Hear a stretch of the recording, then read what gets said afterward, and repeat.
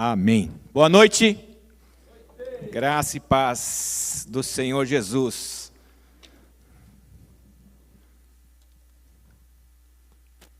Sou um filho amado de Deus, lutando e vencendo a sexualidade distorcida, a orfandade, insegurança, ansiedade, procrastinação, a codependência anulativa e agora, recentemente, a sensação de incapacidade física. Pelo que sei, meus pais desejaram a minha vinda a este mundo, sendo certo que sou o filho caçula, com mais 3 irmãos acima de mim. Meus pais viveram numa colônia de trabalhadores de uma usina de cana-de-açúcar em Araraquara, e lá se conheceram e fugiram para se casar com 17 e 18 anos, respectivamente. Num ato de grande coragem, arriscaram tudo e deixaram aquela vida limitada e sem perspectivas. No ano de 61, mudando para São Paulo, indo morar no Cortiço, na zona leste de São Paulo, com todos os filhos ainda pequenos. E a partir do momento em que passei a ter memórias, lembro-me que a vida da minha família não era fácil. Lembro-me de momentos bons, de momentos ruins também. Meus irmãos tiveram que ir trabalhar desde a adolescência em subempregos e entregavam mensalmente toda a renda do seu trabalho nas mãos do meu pai, que assim administrava as despesas do lar. Por ser o caçula, tive uma certa proteção dos meus irmãos, que diziam que pelo menos eu iria poder estudar e me formar em uma universidade. Meus pais tinham sérios problemas no relacionamento, no casamento deles, com traição mútua. Cresci ouvindo dizer que minha mãe era namoradeira, chegando a presenciar um sujeito uma vez na porta de casa, assediando e querendo consumar o ato ali na minha própria casa, coisa que somente não aconteceu porque eu estava lá. Eu tinha uns 7 anos, eu acho. Meus pais tinham sérios problemas no casamento. Meu pai, além de adúltero, também tinha problemas com o cigarro e o álcool. Como era o caçula e os demais membros da família estavam fora a maior parte do dia, eu cresci na rua, onde passava a maior parte do tempo brincando e aprontando, é lógico. O lado positivo disso foi que desenvolvi uma certa liderança em meio às crianças do bairro, pois sempre me destacava em algumas brincadeiras e no futebol. Por outro lado, tive bem deturpado o meu desenvolvimento sexual, seja pelo ambiente em minha casa, seja pela influência dos meus irmãos mais velhos nessa questão, seja também pela influência das ruas. A pornografia bateu a porta muito cedo, vendo as revistas que os mais velhos nos mostravam, desenvolvendo assim um sentimento de que mulher somente servia para a minha satisfação sexual. Não sei até hoje o porquê, mas também desenvolvi problemas na minha fala. Falava errado, e isso muito me retraiu, ficando uma pessoa extremamente introvertida, porque esse processo de falar errado algumas palavras perdurou até a minha adolescência, porque a vergonha era muito grande. Não me lembro quando e como, mas milagrosamente, depois dos 16, 17 anos, deixei de ter esse problema na fala. Porém, a esta altura da minha vida, acabei por me tornar uma pessoa bastante introspectiva, calada, limitada na comunicação, sem iniciativa, solitário, mais ouvinte do que falador. A prática de esportes compensava essas minhas características, e era onde eu me empenhava com muita alegria e disposição, estando envolvido na maior parte do tempo nelas. Estudei e concluí todas as séries por conta e honra aos meus irmãos, que sempre diziam que pelo menos o Mauro iria fazer uma faculdade, embora particularmente não gostasse de estudar. Prestei vestibular em 1979, por incentivo de uma namorada que tinha na época, e pela minha falta de iniciativa também, e que também iria prestar vestibular na mesma faculdade. Passei no vestibular e consegui concluir o curso de Direito lá em Mogi das Cruzes. Concluí este curso em 1983 para 84 e ganhei como prêmio a minha esposa Aiko, que estudava na mesma sala de aula. Porém, não tínhamos nenhum contato de amizade, uma vez que ela se deslocava para o ABC de ônibus fretado e eu ia para São Paulo no trem dos estudantes. Após a nossa formatura, trocamos telefone e, depois de um tempo, recebi o convite para ir almoçar em Ribeirão Pires. Pensa num lugar longe. Como era uma pessoa sem iniciativa, limitado na comunicação, após mais uns contatos e visitas, ela fez a famosa pergunta: e afinal? E aí? Afinal, nós estamos namorando ou não? Eu disse que sim. Algum tempo se passou, a idade ia avançando, o início de carreira profissional sempre muito difícil, e eu sempre muito travado, com dificuldade de me relacionar e me expressar, como também sem qualquer iniciativa e perspectiva de uma vida a dois. Neste nosso relacionamento de namoro, tivemos uma gravidez não planejada e optamos, na época, pelo aborto. Algo que para nós, naquele momento, não seria nenhum problema, pois nos faltava todo o entendimento daquele horrível ato e decisão. Algumas crises neste namoro aconteceram em 1987, quando estávamos pondo fim a este relacionamento. A Aiko me ligou em outubro daquele ano, salvo engano, e disse que estava grávida de novo.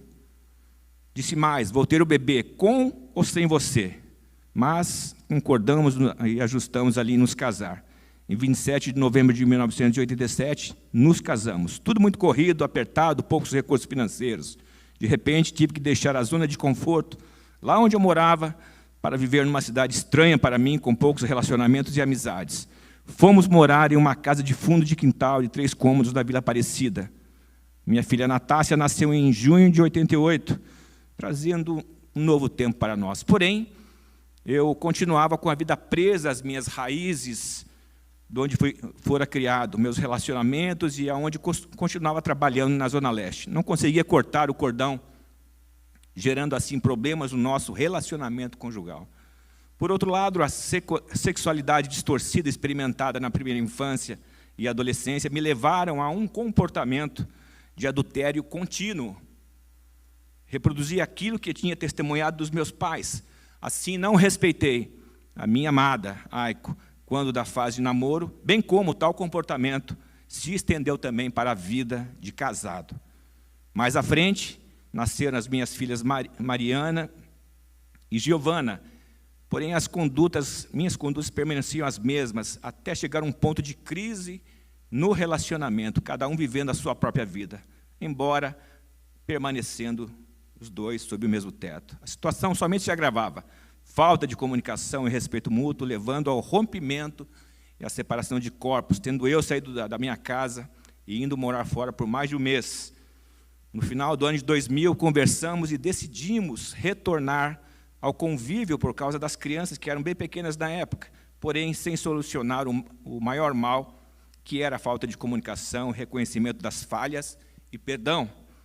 Já avançando para 2001, os problemas não resolvidos e acumulados agora pelo mesmo comportamento anterior geraram novas crises e estávamos ao ponto de dar um fim definitivo ao nosso casamento. Por ousadia de um casal desta igreja, fomos convidados para o encontro de casais. A muito custo nós fomos e participamos deles. Ainda naquele sábado, daquele encontro, ainda que estivesse muito bom aquele encontro, tentamos ir embora, mas deram lá um jeitinho de nos prender, até o momento sublime em que fomos confrontados com nós mesmos e exortados a pedir perdão o que aconteceu. Foi libertador e senti que tirei um peso de 1 tonelada dos meus ombros. No mesmo dia, entregamos nossas vidas a Jesus, lógico. Eu, pela minha falta de iniciativa, tinha que ser ajudado. E a Aiko me pegou pela mão e me levou à frente para entregarmos a vida a Jesus. Porém, foi transformadora aquela decisão. Eu decidi perdoar, decidi me ajustar, decidi por minha família, decidi viver algo novo, embora desconhecido. Eu decidi entregar minha vida a Jesus. Eu passei a viver algo novo que nunca tinha experimentado. Agora sim, um novo e melhor tempo. E neste processo de entregar minha vida a Jesus, passei a entender a grande necessidade de depender dEle todos os dias da minha vida. Passei então a conhecer, sentir, experimentar, provar do amor de Deus, do seu poder, da sua misericórdia, da sua graça e de seu cuidado para comigo e família. Tenho plena convicção, hoje em dia, que o Senhor nunca desistiu de mim, apesar dos descaminhos que andei até os meus 41 anos de vida. Através do 30 semanas, na comunhão, no primeiro ciclo principalmente, na comunhão e partilha com os irmãos e pela poderosa ação do Espírito Santo, eu tenho aprendido e entendido o quanto é importante abrir o coração e expor minha história de vida, minhas lutas, dificuldades, mas também minhas vitórias e conquistas na medida em que avanço. Assim, após a minha conversão em 2001, e com um entendimento maior, fui reparando situações do meu passado. Perdão dos pais, o perdão de Deus, ajuste com a minha esposa, perdão de Deus sobre aquela situação do aborto, porque nós participamos de um encontro de restauração. Eu tive a oportunidade de pedir perdão a Deus por este ato. A Aiko, a minha esposa, no encontro aqui do 30 semanas também, ela tinha muita luta e dificuldade, vai ser um testemunho dela. Ela também conta essa parte dela, vai ser interessante. No segundo ciclo de 30 semanas, fui despertado que precisava perdoar aquele homem que estava com a minha mãe quando eu era ainda criança e queria entrar na minha casa com ela. Também fui despertado a pedir perdão às pessoas que me envolvi sexualmente no passado, embora não saiba o destino de nenhuma delas, uma vez que tais envolvimentos possam ter gerado expectativas, frustrações, traumas ou quaisquer outros sentimentos ruins. Nesse terceiro ciclo, como a maioria que já sabe, fui surpreendido com a necessidade de uma intervenção cirúrgica no coração em maio agora de 2023. 3 pontos de safena, 14 dias de UTI, pós-operatório e recuperação. Não somente o físico, como também o emocional, são fortemente abalados diante de uma situação dessas. E neste processo lento de recuperação, você se sente e, de fato, está fisicamente limitado. Isso acarreta um abalo nas emoções, porque às vezes dá a impressão de que não seria capaz de retornar à normalidade da vida que tinha antes da cirurgia. Mas nada como viver um dia de cada vez. Retornei ao 30 semanas há cerca de um mês e meio, e nas rodas de partilha eu tenho compartilhado e entregue essas minhas dificuldades e sentimentos. Tem sido extremamente importante encontrar ouvidos dispostos a me ouvir. Por outro lado, como é bom ser ouvinte e constatar que o meu problema nunca será o maior deste mundo, diante das lutas e dificuldades que as pessoas ao nosso redor também estão passando. Estamos todos em obras. 2 Coríntios 12, 9 e 10 diz: mas ele me disse, minha graça é suficiente para você, pois o meu poder se aperfeiçoa na fraqueza. Portanto, eu me gloriarei ainda mais alegremente em minhas fraquezas, para que o poder de Cristo repouse em mim. Por isso, por amor de Cristo, regozijo-me nas fraquezas, nos insultos, nas necessidades, nas perseguições, nas angústias, pois quando sou fraco é que sou forte. Não vou desistir, não vou recuar, não vou retroceder, porque Deus tem planos para a minha vida e família. Continuo em obras. E obrigado pelo silêncio de vocês.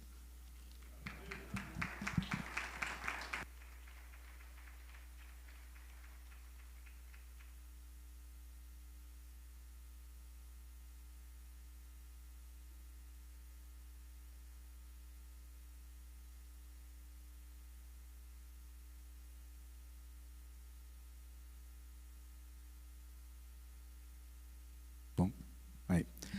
Paz, irmãos. Eu sou um filho amado de Deus, vencendo a ansiedade, a depressão, o luto, a sexualidade distorcida, o orgulho, e o meu nome é Felipe. Olá.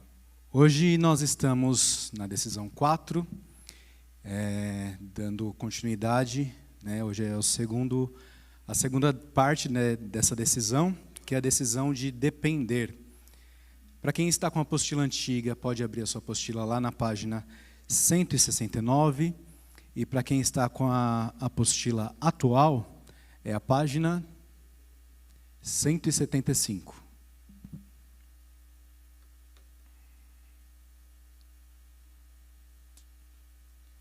Aguardando aqui só o pessoal conseguir projetar aqui o slide.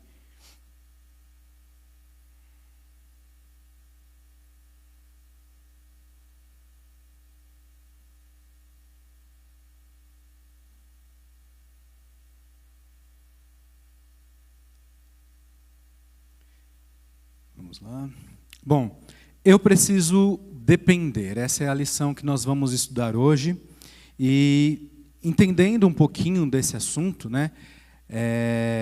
Hoje o texto base que a gente vai utilizar para dar início nesse estudo se encontra lá em Eclesiastes, no capítulo 4, a partir dos versículos 9 até o versículo 12. Diz assim: é preciso ter companhia, é melhor ter companhia do que estar sozinho, porque maior é a recompensa do trabalho de duas pessoas. Se um cair, o amigo pode ajudá-lo a levantar-se, mas pobre do homem que cai e não tem quem o ajude a levantar-se. Um homem sozinho pode ser vencido, mas dois conseguem defender-se. Um cordão de 3 dobras não...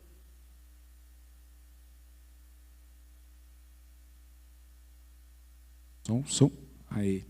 Um cordão de 3 dobras não se rompe com facilidade. E hoje a gente vai estudar a respeito da dependência que liberta suas emoções, né? A gente tem aprendido, e um dos pontos que a gente tem estudado durante esse processo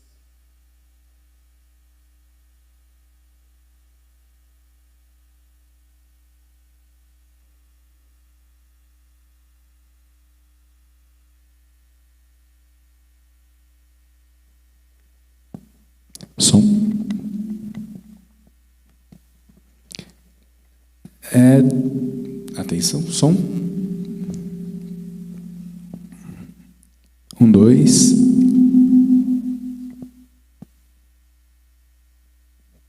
Som.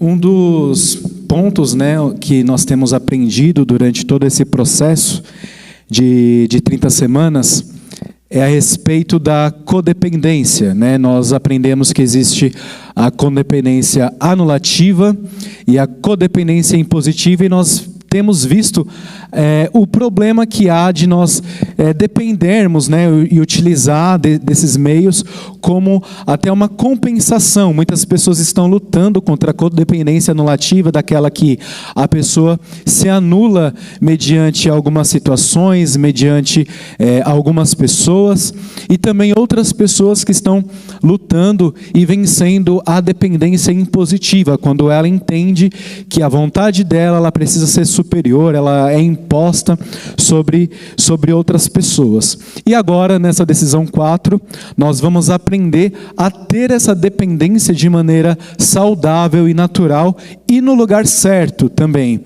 Isso significa que nós teremos a nossa dependência, é claro que em Deus, e aprenderemos também como depender de outras pessoas em algumas situações, como o próprio sábio Salomão ele explica aqui nesses versículos que nós acabamos de ler em Eclesiastes. Em Salmo, no número 18, versículo 6, vai dizer assim: na minha aflição clamei ao Senhor, gritei por socorro ao meu Deus.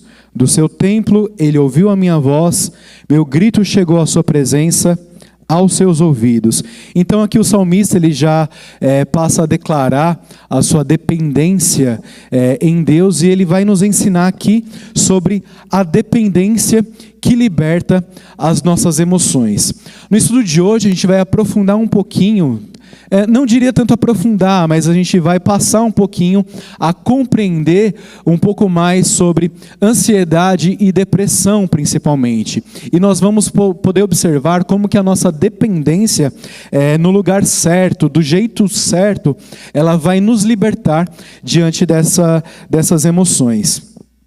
Quando nós observamos, né, a situação, o contexto social que nós estamos vivendo hoje em dia, muito tem se falado a respeito de ansiedade e depressão. Antigamente falava-se que um dia, né, em meados de 2030, meados de 2050, a ansiedade ela se tornaria o mal do século. Eu quero trazer para vocês uma informação que, na verdade, não vai ser lá em 2030. Na verdade, atualmente já a ansiedade e a depressão já se tornaram uma realidade no mundo todo. E com esse aumento significativo na incidência das doenças de ordem mental e emocional, a gente se depara com muitas pessoas enfrentando essas doenças, né? Antigamente, até com um pouco de preconceito, eu diria, muitas igrejas trataram a ansiedade, a depressão e pessoas que estavam acometidas por esse tipo de transtorno e doença como se fosse falta de Deus, como se fosse uma questão espiritual. E não é. Tá? Nós entendemos, é claro, que existem muitas doenças que nós somos acometidos e que elas são realmente dardos enviados pelo diabo para poder tratar e poder nos impedir de avançar como corpo de Cristo, mas a gente também entende hoje que a ansiedade e a depressão são transtornos emocionais e são transtornos neurológicos, ou seja, são doenças e elas precisam ser tratadas e ser cuidadas como uma doença no corpo, né? Se uma pessoa ela é acometida, por exemplo, de um diabetes, ela é acometida, por exemplo, de uma hipertensão, ela não trata isso como se fosse algo vindo do inferno, não é verdade? Ela não trata isso como um mal espiritual, muito pelo contrário. Ela vai até o médico, ela toma remédio, ela faz os seus cuidados. Mas então por que muitas vezes, quando a gente se depara com alguém da nossa família, ou até mesmo a gente mesmo, quando está apresentando esses sintomas, a gente acha que tudo é uma questão do diabo? É uma doença. E a gente vai aprofundar um pouquinho mais, tá bom? Só para a gente poder entender o porquê que a gente vai tratar e a gente vai compreender agora, ter esse novo olhar a respeito dessas duas doenças. Aqui no Brasil, vou tirar agora em relação da incidência no mundo, mas aqui no Brasil, para vocês entenderem, o Brasil, de todos os países do mundo, ele é o 5º país com maior número de pessoas deprimidas hoje no planeta. Isso é muito difícil, é uma realidade muito complicada, a gente precisa começar a falar sobre isso e cuidar. Já pararam para pensar quantos países? Mais de 200 países no mundo, e o Brasil está em 5º lugar entre o número de países com mais pessoas com depressão. E para espanto da igreja, o Brasil está em 1º lugar de pessoas com ansiedade. De todos os países, o Brasil é o país que mais tem pessoas com ansiedade. Isso é preocupante. E quando a gente começa a folhear aqui, e o estudo, espero que vocês tenham lido em casa, quem ainda não leu a apostila, eu quero encorajá-los a fazer essa leitura. Aqui a gente encontra uma citação da pastora e psicóloga Leila Paz, que ela diz assim: o que a gente pensa governa o que a gente sente. Eu vou repetir: o que a gente pensa governa o que a gente sente. O que a gente mais ouve, né, em algumas pessoas, elas vão falar assim: eu sou uma pessoa mais racional, né, eu não sou tão envolvido com a emoção, eu tomo minhas decisões baseada na razão. Outras já vão falar assim: eu sou uma pessoa totalmente emocional, eu tenho dificuldade, né, diante de algumas situações para tomar algumas decisões porque eu ajo por impulso. Quando a gente vai compreender essa situação dessa pastora e psicóloga, a gente percebe que, na verdade, o nosso pensamento, ou seja, a nossa razão, e as nossas emoções, ou seja, os nossos sentimentos, estão ligados em um ao outro. Então, o que você pensa, ele vai determinar como você se sente, como você sente. E esse sentimento que você tem vai determinar a sua reação diante de algumas situações. A Bíblia ela vai nos ensinar que nós devemos guardar o nosso pensamento. De tudo aquilo que nós devemos pensar, a gente deve pensar em coisas do alto, né? E de tudo que se deve guardar, nós devemos guardar o coração, porque dele procede as saídas da vida. A Bíblia o tempo todo vai falar sobre a importância da gente guardar a mente e o coração. E o porquê que a gente está falando tanto sobre isso, principalmente hoje?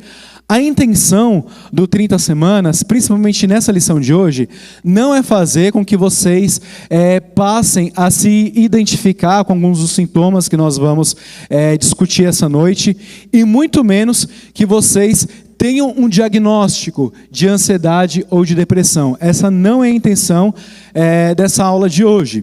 Também não é a intenção da aula de hoje que vocês façam o diagnóstico, sejam dos seus amigos, sejam das pessoas que estão na sua roda de partilha. Não é isso. Essa não é a intenção. Muito pelo contrário. A nossa intenção com 30 semanas é despertar em nós e despertar em vocês a importância do autoconhecimento e do autocuidado também. E principalmente aprender a direcionar a nossa busca de alívio no lugar certo. Por que a gente fala isso? Momentos de ansiedade e momentos de depressão, todos nós passamos em todas as fases, em várias fases da nossa vida. Isso significa que vocês são pessoas ansiosas? Não. Isso significa que vocês são pessoas que são deprimidas? Também não. Voltando ao que eu falei anteriormente, a ansiedade e a depressão são doenças, são transtornos. Mas isso não impede que existam momentos em nossas vidas que nós vamos ter esses sentimentos, que nós apresentaremos alguns desses sintomas, tá bom? Em Salmo número 94, versículo 19, diz assim: quando a ansiedade já me dominava no íntimo, o teu consolo trouxe alívio à minha alma. Aqui o salmista, ele mais uma vez nos ensina e nos encoraja a colocar e a buscar o nosso alívio no lugar certo. Aqui é na página 170, tá bom, irmãos? E ele nos encoraja e nos ensina a buscar esse alívio no lugar certo. E aonde que é esse lugar? A gente vai aprender e é claro que vocês já sabem. Na página 171, qual é a diferença entre ansiedade e depressão? A depressão, ela está relacionada a sentimentos de desamparo e solidão constantes.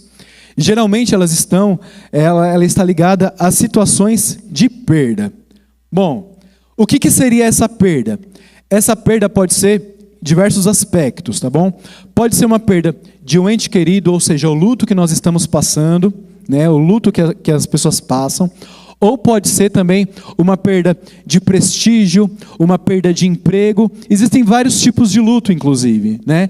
Pode ser, inclusive, a perda de um momento bom que nós tínhamos, ou que você tinha, e que ainda no seu pensamento fica remoendo e lembrando e fazendo com que você entenda que o passado era melhor do que o presente.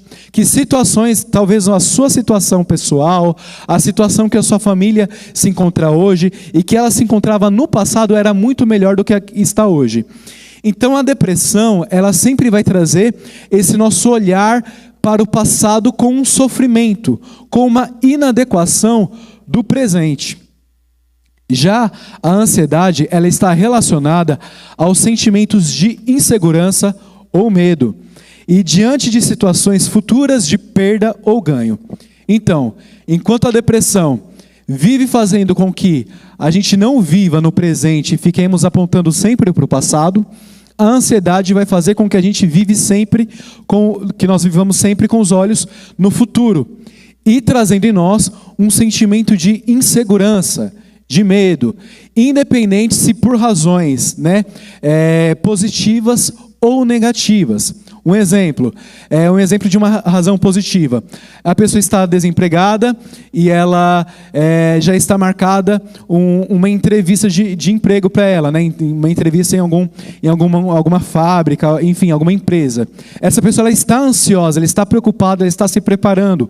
Ou o universitário, ele está em semana de provas e aquela preocupação em fazer bem, em se empenhar e desenvolver um bom resultado.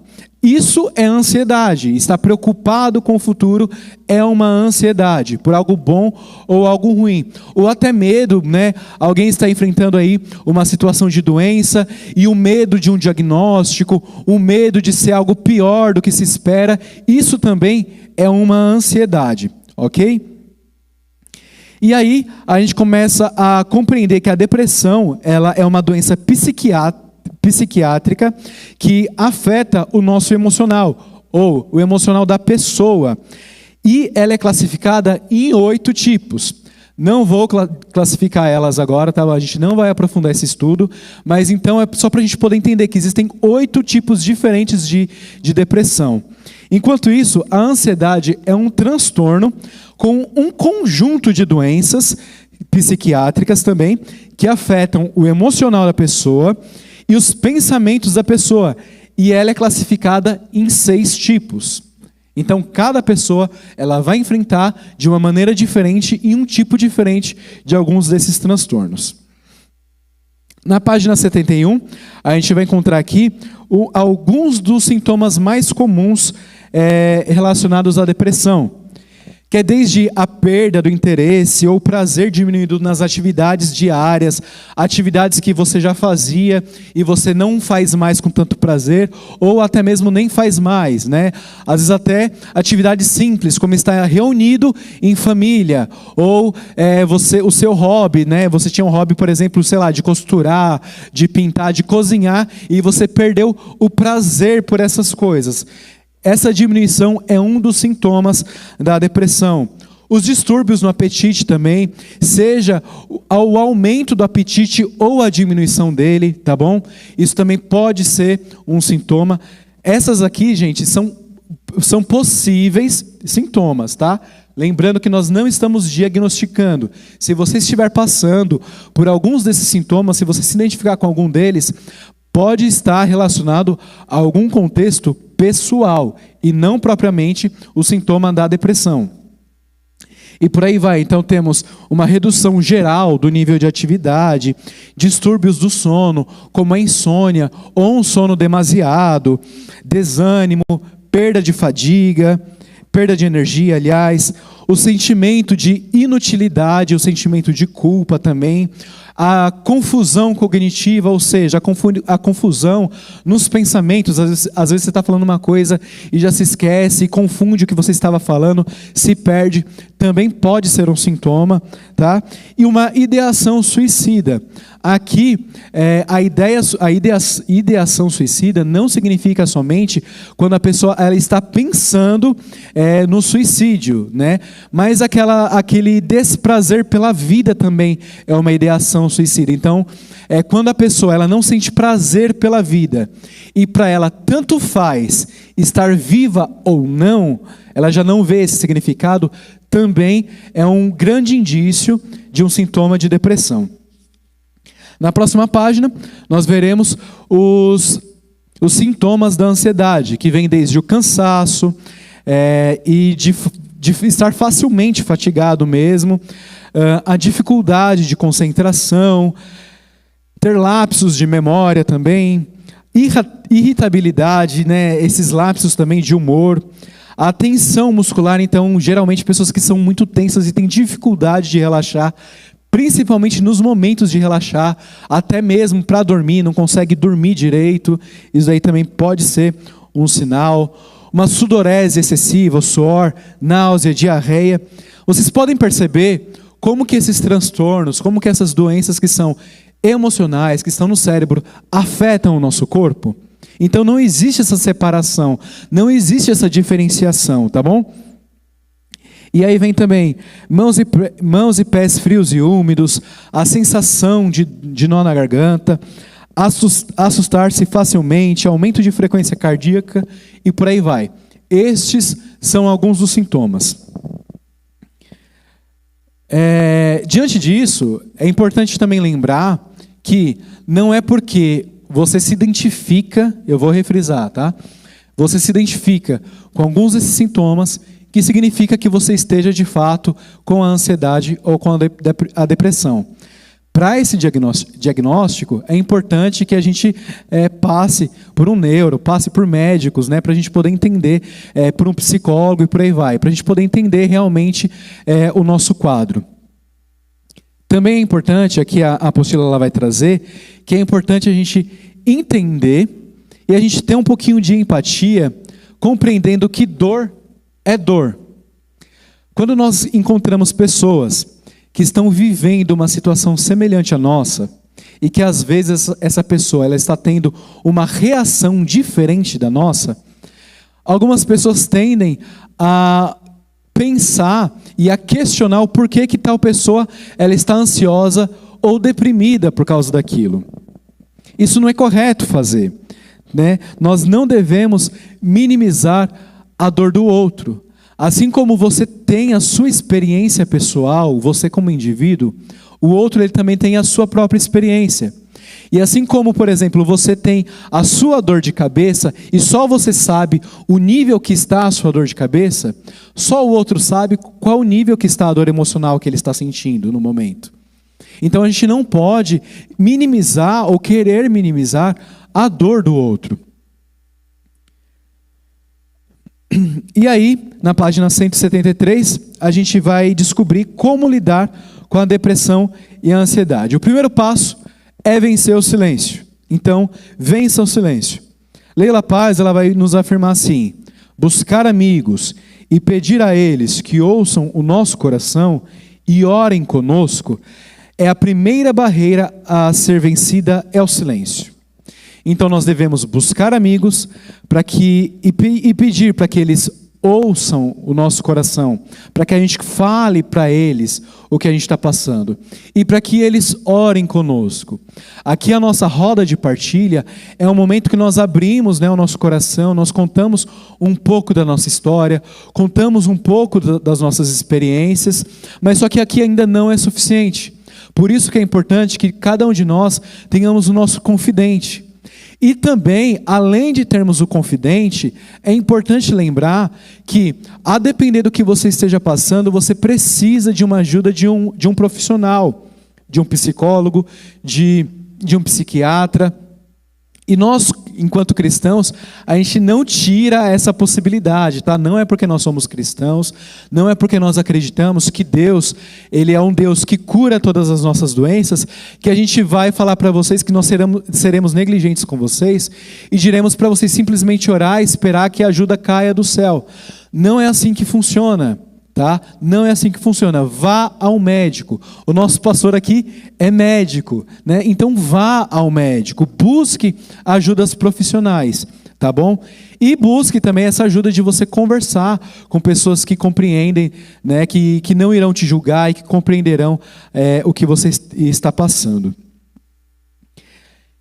1 Pedro, no capítulo 5, versículo 7, vai dizer assim: lancem sobre ele toda a sua ansiedade, porque ele tem cuidado de vocês. Então, esse é um caminho que nós fazemos. Então, a gente lança sobre Jesus, tá? A nossa ansiedade, porque ele cuida de nós. A gente não lança sobre ele somente os nossos pecados, a gente não lança sobre ele somente o controle da nossa vida, mas a gente também lança sobre ele a nossa ansiedade. Ele é capaz de carregar, porque ele cuida de nós.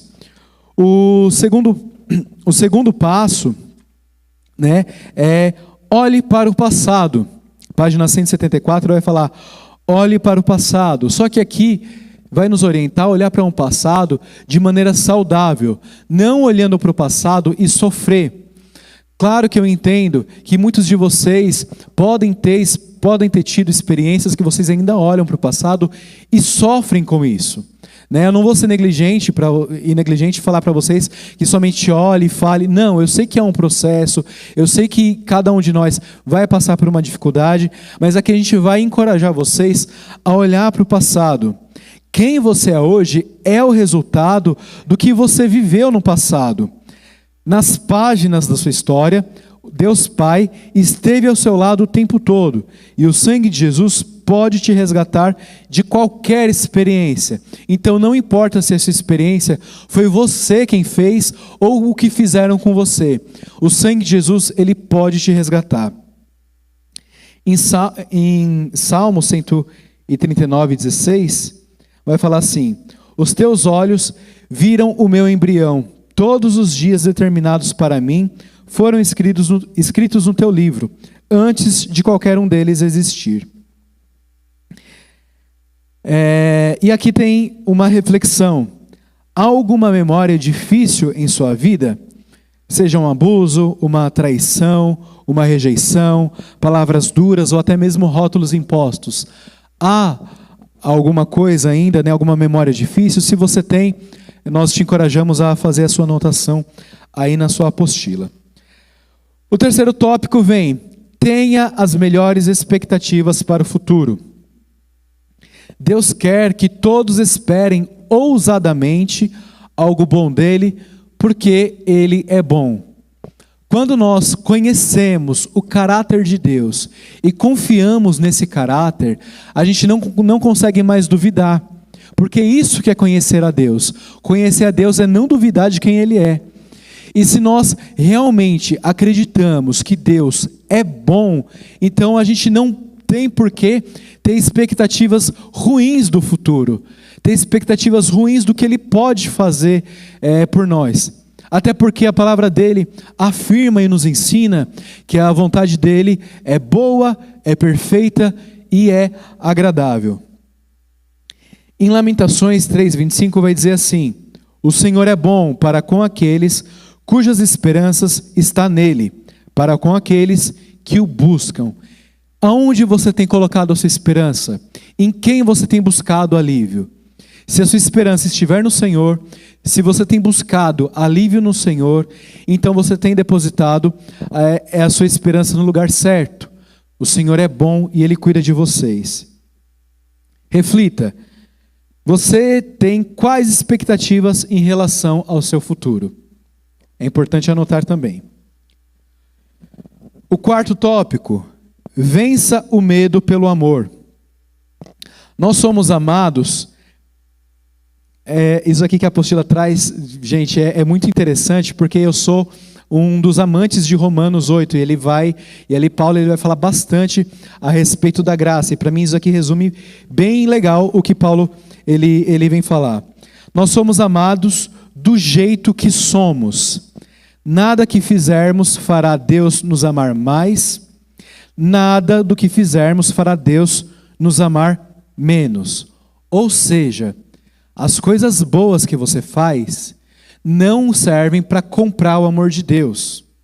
As coisas ruins que você está lutando para deixar de fazer, mas que você ainda faz, não são empecilho para Deus te amar. Não há nada, porque o amor de Deus é incondicional, então não há nada que pode nos separar do amor de Deus. E aí, 1 João vai nos falar assim, no capítulo 4, no versículo 18. No amor não há medo. Ao contrário, o perfeito amor expulsa o medo, porque o medo supõe castigo. Aquele que tem medo não está aperfeiçoado no amor. Então, se você ainda tem medo, hoje vai ser um dia de confessar também, de falar lá na sua partilha, na sua roda de partilha, e entregar também esse medo. O amor lança fora o medo. Então que nós sejamos também aperfeiçoados nesse amor. E o quinto tópico: receba as bênçãos como dádiva e não como dívida.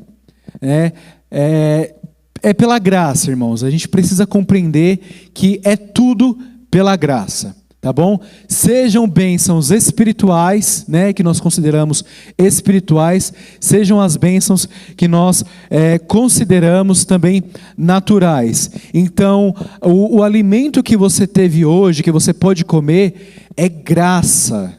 Tá? A cura de uma doença, de uma enfermidade, é graça. Isso significa que é um favor imerecido. Nós não merecemos, nós somos indignos disso. Então tudo que nós temos, tudo que nós possuímos e tudo que nós teremos é graça. Amém? E aí a apostila ela vai trazer isso daí. Todas as coisas, inclusive as não espirituais, é graça, é favor não merecido e não uma troca. Ou seja, não tem como você pagar. Assim como a nossa salvação é pela graça, é mediante a graça de Deus, e não tem como a gente comprar a salvação, as bênçãos do Senhor também não tem como a gente comprar. Ele dá porque Ele é um Deus bom, porque Ele é gracioso. Então, a Bíblia ela vai nos ensinar isso o tempo todo. A gente pode olhar e ver que o sol nasce para o injusto e para o injusto, né? Pessoas justas são abençoadas com emprego, pessoas injustas também são abençoadas com emprego, porque Deus é bom e Ele é gracioso, e Ele não faz acepção de pessoas também, amém? Então tudo é pela graça. Em Salmo 118, número 118, verso 21, também nos ensina, e o salmista fala assim: dou-te graças porque me respondeste e foste a minha salvação. Então, a resposta de Deus e a salvação de Deus também é graça. E por causa disso, nós podemos louvá-lo e também dar graças ao nome dele. E para concluir, né, o texto aqui de Lamentações, capítulo 3, nos versículos 20 ao 26, diz assim: quero trazer à memória minhas experiências do passado, não para viver aprisionado lá, mas para trazer ao presente as memórias que me impulsionam para um futuro de esperança. Então, nós precisamos aprender, né? Não aprender a entregar a depressão e a ansiedade a Jesus traz um bloqueio à comunhão com Ele. Então, quando a gente não entrega a nossa ansiedade, quando a gente não entrega a nossa depressão, traz um bloqueio, né? Porque a gente acaba não confiando, porque isso daqui é um sinal de não confiança desse amor e desse cuidado e do caráter de Deus. E dependa única e exclusivamente de Deus para equilibrar as suas para o futuro. Então são aí essas duas perguntinhas, uma nos remete ao passado, outra nos remete ao futuro. Pense sobre isso e compartilhe na sua roda de partilha. Obrigado pelo silêncio de vocês.